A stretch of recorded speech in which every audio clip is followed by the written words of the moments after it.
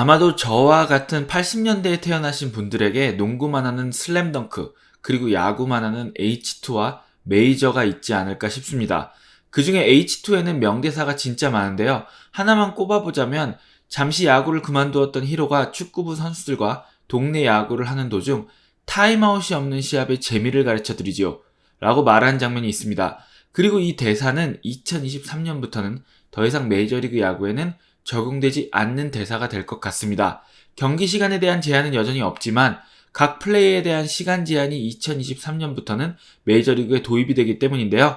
딴 이야기 하나 더 하자면 투수로서 150km가 넘는 직구를 던지고 주무기는 스플리터와 고속 슬라이더, 홈런을 많이 못 친다는 것만 빼면 히로에게서 오타니가 보인다는 것은 저만의 생각인가요?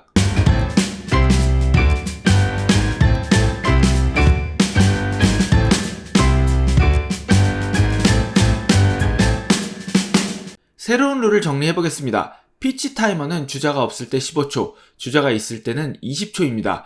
새로운 타자로 바뀔 시에는 타자와 타자 사이에 30초의 시간이 주어집니다. 투수는 피치 타이머의 시간이 끝나기 전에 투구 동작을 시작해야 하는데요.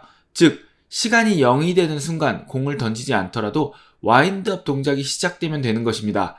타자는 피치 타이머가 8초 아래로 내려가기 전까지는 타격 준비를 끝내야 합니다. 주자가 루상에 있을 때 투수가 견제구를 던지거나 투구판에서 발을 떼게 될 경우 피치 타이머는 다시 시작되게 되는데요.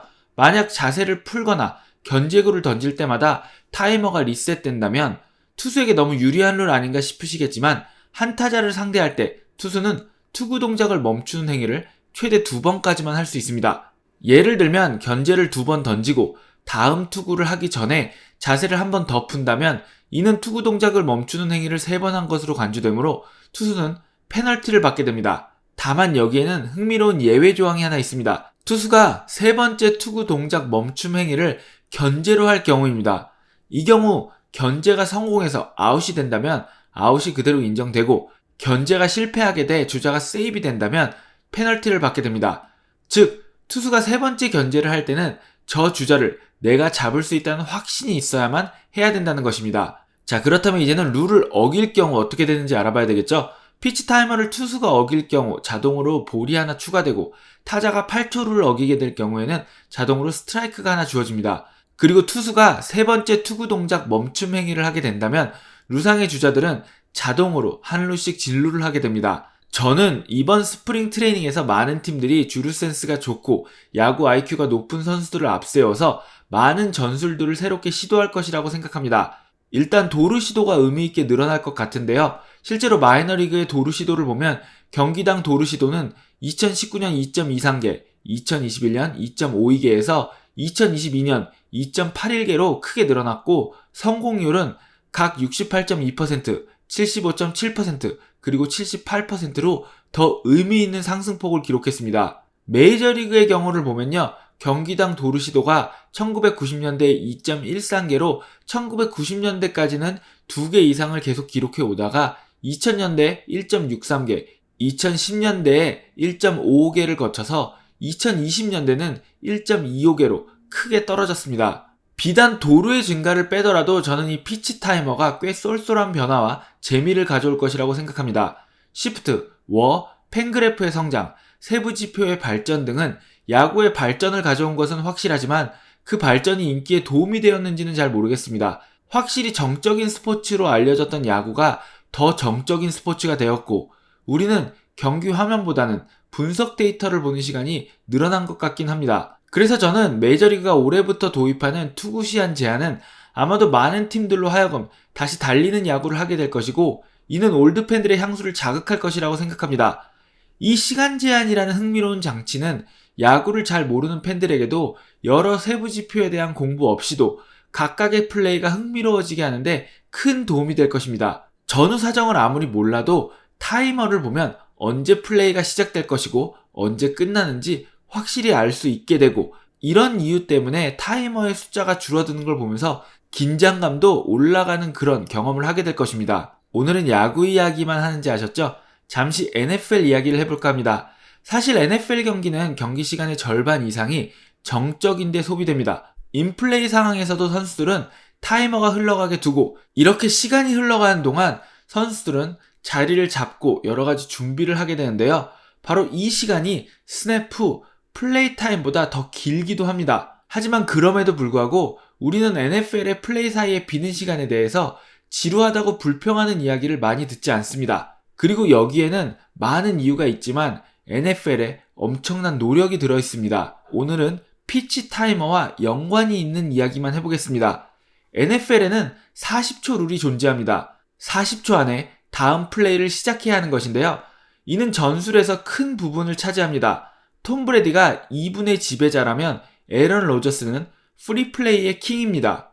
이 프리플레이라는 게 뭐냐면 상대 수비 선수가 룰을 어기게 되었을 때 공격팀은 공격을 계속할 수 있지만 만약에 공격이 실패한다고 해도 수비수가 룰을 어긴 데 대한 페널티를 받을 수 있습니다.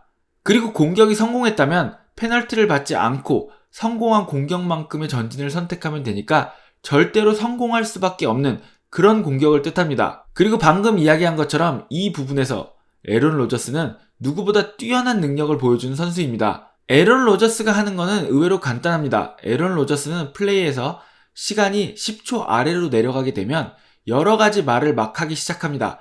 보통은 숫자를 이야기하는데 유난히 긴장한 것 같은 상대팀 선수의 번호를 부르기도 합니다. 이 중에 하나는 진짜 플레이 콜이고 나머지는 다 가짜입니다. 그리고 바로 가짜 플레이 콜에 수비수가 반응해서 먼저 움직이게 되면 페널티가 주어지고 이게 곧 프리플레이가 되는 겁니다. 에런 로저스가 주로 외치는 말은 그린 18이지만 상대팀이 그린 18 말고는 반응을 하지 않게 되면 곧 그린 18을 미끼로 씁니다. 이게 야구의 타이머와 무슨 상관인가 싶으시겠지만 저는 야구에도 곧 에런 로저스처럼 이런 시간을 영리하게 사용하는 선수가 나올 거라고 생각합니다. 자, 10초 아래로 시간이 내려가게 되면 수비수들은 초조해집니다. 플레이 콜이 되는 순간 누구보다 빨리 나가서 태클을 해야 하기 때문에 근육이 잔뜩 긴장된 상태에서 용수철처럼 튀어나갈 준비를 하고 있죠. 그리고 시간이 0에 가까워질수록 이 긴장감은 더해집니다. 에런 로저스는 바로 이 점을 이용해서 수비 선수들이 스냅 전에 몸을 움직일 수밖에 없게 만드는 건데요. 알고도 속는 이런 상황이 만들어진다는 얘기입니다. 이런 플레이 콜을 케이던스라고 부르는데 미식축구에서는 정말 중요한 부분 중에 하나입니다. 그리고 이 쿼터백 케이던스에서 공을 스냅하는 센터가 쿼터백의 가짜 콜에 속지 않는 것이 정말 중요한데 에런 로저스의 경우는 종종 이를 너무 열정적으로 준비해서 센터도 속을 때가 있고 그럴 때마다 에런 로저스가 fuck을 크게 외치기 때문에 안티팬들은 이런 로저스의 케이던스가 fuck이라고 놀리기도 합니다. 종종 이렇게 저의 의식의 흐름으로 이루어지는 이야기에 대해서 시작한 이야기는 충분한 설명을 자세히 하고 넘어가 달라고 하시는 분들이 있는데요. 여기서 쿼터백 케이던스에 대한 이야기를 제대로 해버리면 이 영상이 얼마나 길어질지는 아무도 모르고 저 역시도 원래 어떤 이야기를 시작했는지 까먹을 수도 있습니다. 나중에 판만 깔리게 된다면 사양하지 않고 케이던스에 대한 이야기도 많이 풀어내 보겠습니다. 그래도 아쉬우니까 케이던스에 대한 이야기를 하나만 더 해보면 많은 유명 쿼터백은 각자 고유의 시그니처 같은 케이던스가 있습니다. 보통은 숫자를 사용하지만 유명 선수들의 케이던스를 잘 들어보면 꽤나 흥미롭고 재미있는 것들도 많은데요. 페이튼 매닝 같은 경우는 도시나 나라를 주로 사용합니다. 진짜는 오마하인 경우가 많은데요.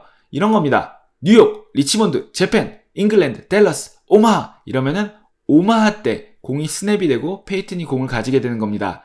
야구 최다 엄급 쿼터백인 맷 스태포드 같은 경우는요. 야구 선수의 이름을 자주 사용합니다.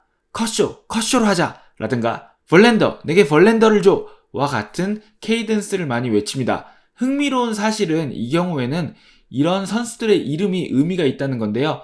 컷쇼를 부를 경우 그들의 플레이북에 22번째 작전을 하자는 의미일 수도 있고 등번호 22번이 이번 플레이에서 공을 받을 것이라는 의미일 수도 있습니다. 물론 이런 경우에는 경기 전에 스태포드가 각 야구 선수들의 등번호에 대해서 같은 편 선수들에게 미리 알려줍니다. 이렇게 인플레이 상황이 아니더라도 케이던스와 같은 것들은 팬들로 하여금 공이 멈춰 있어도 계속 흥미를 가지고 경기를 지켜보게 만드는 건데요.